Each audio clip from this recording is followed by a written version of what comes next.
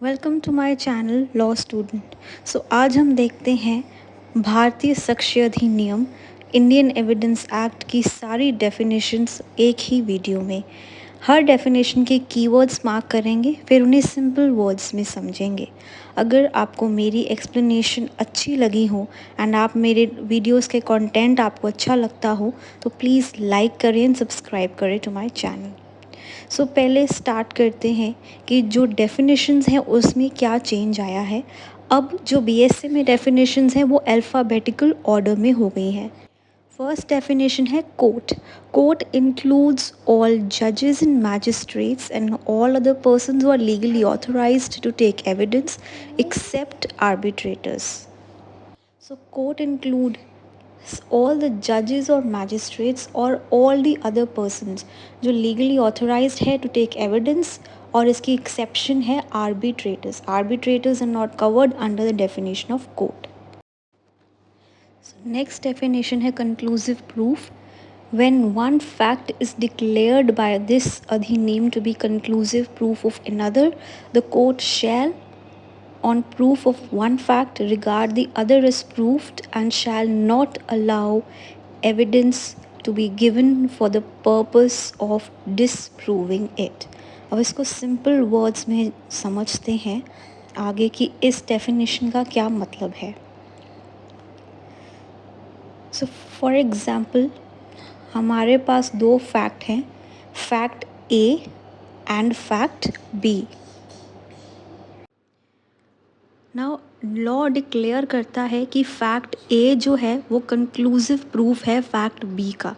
तो इसका मतलब क्या है कि एक बार फैक्ट ए प्रूफ हो जाता है तो फैक्ट बी ऑटोमेटिकली कंसिडर किया जाएगा टू बी प्रूवन, क्योंकि फैक्ट ए बी का कंक्लूसिव प्रूफ है। सो this is the meaning of conclusive proof. जैसे लेजिटिमेसी की बात करें, चाहे born during the continuance of a valid marriage is considered to be is the conclusive proof that that particular child is legitimate child. So ये जो proof है conclusive proof irrebuttable होता है, court shall not allow any evidence to disprove it. So conclusive proof is irrebuttable. इसको और next videos में समझेंगे हम और एग्जाम्पल्स। नेक्स्ट मे प्रिज्यूम, अब ये ऑर्डर में नेक्स्ट डेफिनेशन नहीं है बट इसके साथ पढ़ना ज़रूरी है। When it is provided a court may presume a fact, court में either regard such fact as proved until and unless it is disproved, or court may call for a proof of it. Now court कुछ चीज़ें proof presume कर सकता है कि ऐसा ही हुआ होगा। ये चीज़ें कौन कौन सी हैं, ये फैक्ट्स कौन से हैं, ये हमें एक्ट में इटसेल्फ बताए गए हैं और इसमें वर्ड यूज़ किया गया है मे। दैट मीन्स एक कोर्ट की डिस्क्रिशन है कि कोर्ट इसे प्रिज्यूम करे या ना करे, और कोर्ट उस फैक्ट को प्रूफ भी करने के लिए कह सकती है। उसके लिए एविडेंस मंगवा सकती है। मे प्रिज्यूम कुछ पर्टिकुलर सेक्शंस दिए गए हैं अंडर बीएसए जिनमें मे प्रिज्यूम्स दी गई हैं जो हम नेक्स्ट वीडियोस में देखेंगे। मे प्रिज्यूम के साथ ही shall presume whenever it is directed by this अधिनियम। नाउ इसी एक्ट में कुछ मे प्रिज्यूम्स है तो कुछ शैल प्रिज्यूम्स भी दिए गए हैं। The court shall presume a fact, it shall regard such fact as proved unless it is disproved. Shall का मतलब है कि court is bound to presume the same and court के पास कोई डिस्क्रिशन नहीं है। नेक्स्ट डेफिनेशन है डिसप्रूव्ड। डिसप्रूव्ड, अब फैक्ट कब डिसप्रूव होता है? Disproved in relation to fact means when, after considering matters before it, court either believes that it does not exist or considers its non-existence so probable that a prudent man ought act upon the supposition that it does not exist. अब इसको simple words में देखते हैं कि कोई भी fact कब disprove होता है, जब कोर्ट मैटर्स जो उसके सामने लाए जाते हैं उन्हें कंसिडर करे। मैटर्स एक ब्रॉड टर्म है, कोर्ट डिसप्रूविंग के टाइम सिर्फ एविडेंस नहीं देखती, मैटर्स देखती है। कोर्ट कंसिडर करता है कि वो जो फैक्ट है वो एग्जिस्ट ही नहीं करता, तो डायरेक्ट एविडेंस है कोर्ट के पास and court considers that it does not exist, then that fact is disproved. और अब कोर्ट अगर कोर्ट बिलीव करती है कि इसकी non existence so probable that a prudent man would act on the assumption that it does not exist. अब यहाँ पे एंगल किसका देखना है, एक प्रूडेंट रीजनेबल मैन। अगर एक प्रूडेंट रीजनेबल मैन के एंगल से देखा जाए, अगर उसे लगता है कि ये फैक्ट एग्जिस्ट नहीं करता है तो भी वो डिसप्रूव्ड है।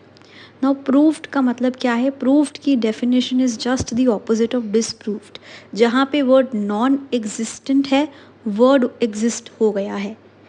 अब क्या है इसकी डेफिनेशन वो देखते हैं।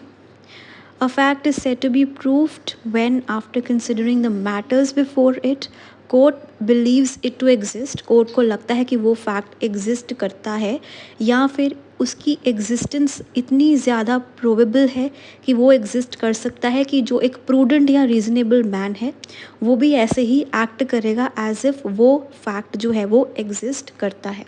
सो इसमें भी जो एंगल है वो प्रूडेंट मैन का दिया गया है। Next is not proved. Fact अगर ना ही प्रूव्ड है ना ही वो फैक्ट डिसप्रूव्ड है तो हम कहेंगे कि वो फैक्ट इज़ नॉट प्रूव्ड। तो इस केस में जो एक क्या दिया जाता है, बेनिफिट ऑफ डाउट दिया जाता है टू द एक्यूज्ड पर्सन। जब कोई फैक्ट ना ही प्रूव है ना ही डिसप्रूव्ड है तो एक बेनिफिट ऑफ डाउट मिल जाता है to the accused person. Next document. अब डॉक्यूमेंट की डेफिनेशन भी काफ़ी लेंदी है।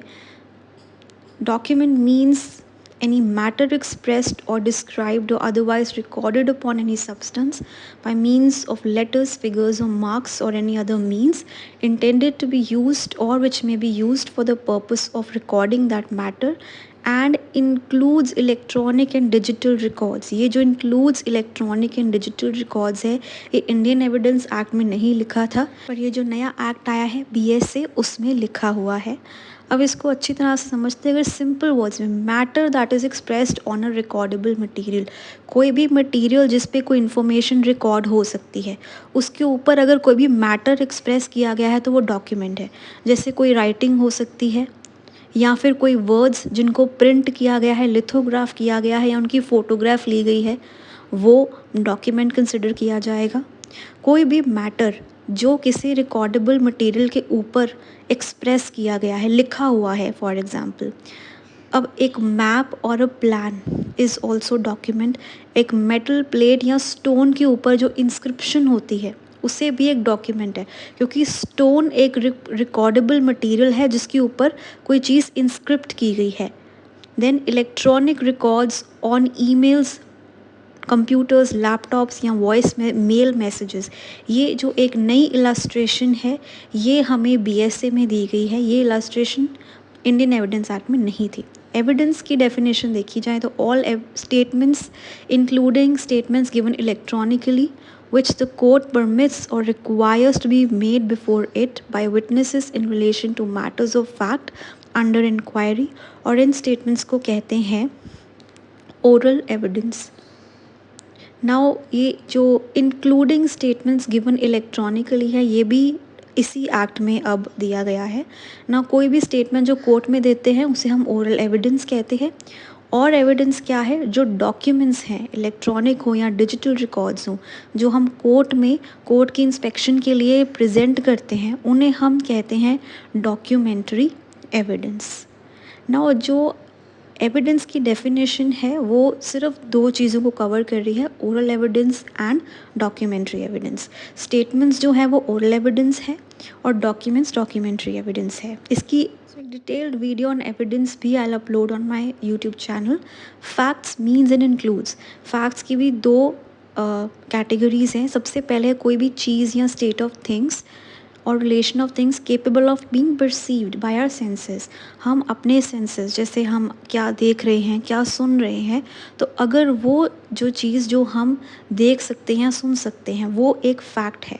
तो इसकी एग्जांपल्स जो एक्ट में है, सबसे पहले देयर आर सर्टन ऑब्जेक्ट्स, कोई सर्टन ऑब्जेक्ट्स किसी ऑर्डर में पड़े हैं किसी जगह पे, वो एक फैक्ट है। एक पर्सन ने कुछ सुना या कुछ देखा, वो एक फैक्ट है। एक पर्सन ने कुछ कहा और हमने उसने कुछ पर्टिकुलर वर्ड्स बोले तो वो भी एक फैक्ट है। सो नेक्स्ट जो है इन्हें हम फिज़िकल फैक्ट्स बोलते हैं। सो जो नेक्स्ट जो कैटेगरी है ऑफ फैक्ट्स वो क्या है, Next category of the facts is any mental condition of which any person is conscious. Psychologically जो हमें किसी चीज़ का पता है, किसी की मेंटल कंडीशन, जैसे कि एक पर्सन का कोई ओपिनियन है या फिर एक पर्सन का कोई इंटेंशन है, तो ये भी एक फैक्ट है. जैसे क्रिमिनल लॉ में intention plays a very important role. Then person good faith में एक्ट कर रहा है या फ्रॉडुलेंटली एक्ट कर रहा है. जैसे कोई कॉन्ट्रैक्ट में हम देखते हैं कोई फ्रॉडुलेंटली कॉन्ट्रैक्ट में कोई पर्सन एंटर तो नहीं किया है, या फिर एक पर्सन को कोई पर्टिकुलर सेंसेशन हो रही है, तो ये भी हमारे साइकोलॉजिकल फैक्ट है. So these are also considered to be facts. Next definition is fact and issue. वो थे फैक्ट क्या चीज़ है. अब फैक्ट एंड इशू क्या है. Fact and issue means it includes any fact from which, either by itself or in connection with other facts, the existence, non existence, nature, or extent of any right, liability, or disability asserted or denied in any suit or proceeding necessarily follows. So, this. So, अगर हम इन्हें एक simple words में देखें, the fact and issue may by themselves or in connection with other facts constitute such state of things that the existence of the disputed right or liability would be a legal inference from them. So in simple words, जो issues dispute में है, जैसे parties जिस point पे लड़ रही हैं, वो fact and issue है. सो इशूज़ जो डिस्प्यूट में हैं वही फैक्ट एंड इशू है. This means the matters which are in dispute which form the subject of investigation. अगर हम सिविल लॉ में देखें तो डिस्प्यूट बिटवीन टू पार्टीज़, किस मैटर पे वो डिस्प्यूट है, या अगर हम क्रिमिनल लॉ में देखें तो इन्वेस्टिगेशन किस मैटर पे चल रही है, वो फैक्ट एंड इशू है. So these are the facts जिसकी एग्जिस्टेंस या non existence is disputed. Example, ownership अगर फैक्ट एंड इशू है तो क्या ओनरशिप एग्जिस्ट करती है या नहीं एग्जिस्ट करती है. So that is a fact and issue. इसके साथ एक एक्सप्लेनेशन अटैच्ड है. Under the provisions of law being enforced to civil procedure, any court records an issue of fact. The fact to be asserted or denied in the answer to such issue is a fact in issue. Now ये जो explanation है ये CPC से deal करती है, civil procedure code से deal करती है. ये बेसिकली बात करती है ऑर्डर 14. ऑर्डर 14 के अंदर जब भी एक इशू ऑफ फैक्ट रिकॉर्ड किया जाता है तो उसे रिकॉर्ड करने के टाइम जो भी हम अपनी आर्ग्यूमेंट्स देते हैं, जिसे हम असर्ट करते हैं या जो चीज़ हमें डिनाई करते हैं, उन्हें फैक्ट्स इन इशू कहते हैं. In simple words, issue of fact जो है उसे प्रूव करने के लिए जो हम अपने आर्ग्यूमेंट्स देते हैं वो है facts in issue. So issue of fact एक ब्रॉडर टर्म है. अब फैक्ट एंड इशू की एक हमें इलस्ट्रेशन दी गई है. अब ए के ऊपर मर्डर का चार्ज लगा है तो कौन से फैक्ट्स हैं इन इशू, कि ए ने बी की डेथ कॉज की या नहीं, क्या ए का इंटेंशन था, या फिर कहीं ए वॉज अंडर ग्रेव और सडन प्रोवोकेशन, और कहीं ए किसी एक्सेप्शन के अंडर तो फॉल नहीं कर रहा है, example by reason of unsoundness. क्योंकि ये सारे फैक्ट्स है ये उसकी लाइबिलिटी डिसाइड करने में हेल्प करते हैं. So next is relevant.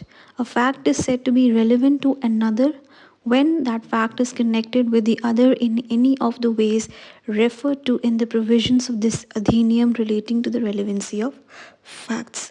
So ये जो यहाँ पे डेफिनेशन है ये डील करती है लीगल रेलिवेंस. सो इस डेफिनेशन के अकॉर्डिंग रेलिवेंट क्या है, जो चैप्टर 2 में रेलिवेंसी ऑफ फैक्ट्स के अंडर दिए गए हैं वही सब रेलिवेंट माने जाएंगे.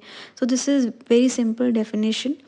सो अगर आपको इन सभी डेफिनेशंस की एक्सप्लेनेशन अच्छी लगी हो एंड आपको हेल्पफुल लगी हो मेरी video, then please like and subscribe.